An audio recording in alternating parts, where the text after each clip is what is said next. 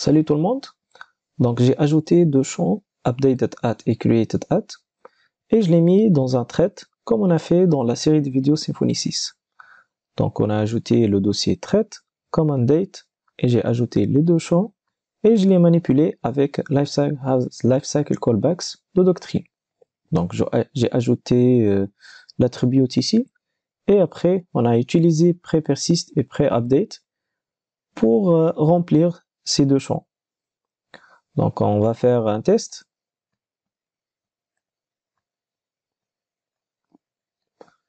Donc je supprime ces deux champs. On teste. Et ça va. On vérifie dans la base. Et c'est bon. Donc par contre, maintenant, comment on traite ces deux champs-là automatiquement? Donc je ne veux pas l'afficher dans l'interface ici. Donc lorsque j'actualise, je ne veux pas que ces deux champs-là s'affichent. Donc qu'est-ce qu'il faut faire? Donc on va utiliser les groupes pour définir les champs à utiliser dans la méthode post.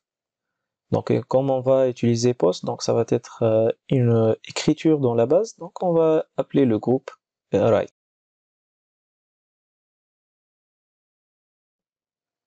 Et on va utiliser ce groupe pour le titre, l'auteur, la date de publication et la description.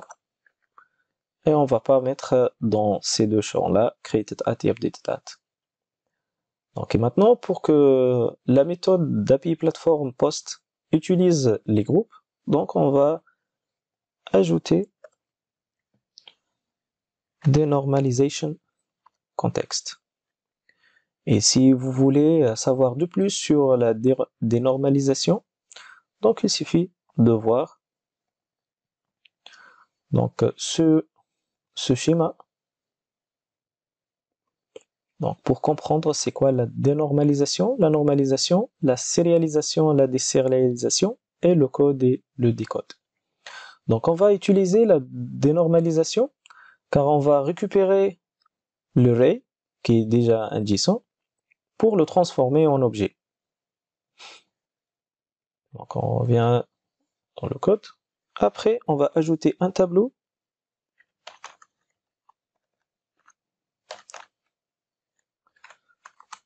qui va prendre en paramètre aussi un tableau qui contient write. Donc on teste.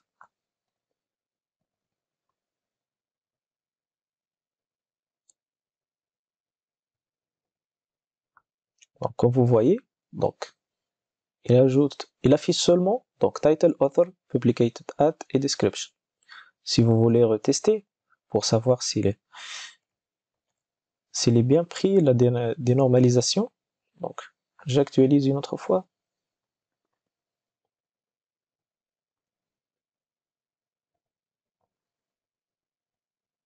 On a les deux champs, created at et updated at.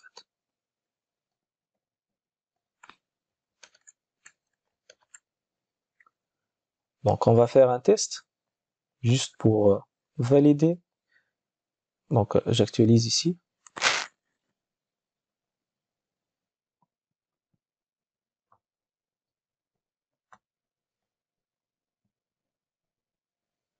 Le title 1 par exemple. On teste. Et c'est bon.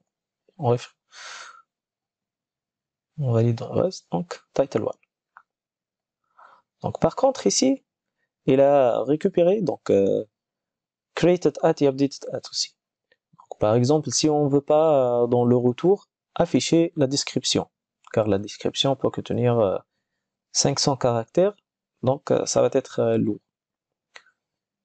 Donc on peut ajouter aussi l'autre sens.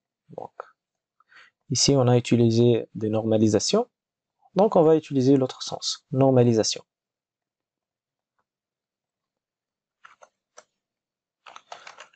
Normalization context. Oups.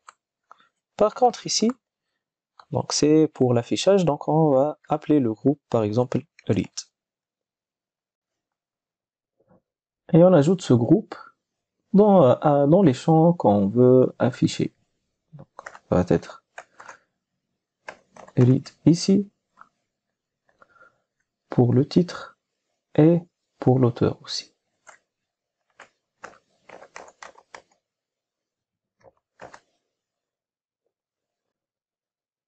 Donc on teste. Par exemple ici string to. Comme vous voyez, elle récupère seulement le titre et l'auteur. Donc c'est tout pour cette vidéo et à la prochaine.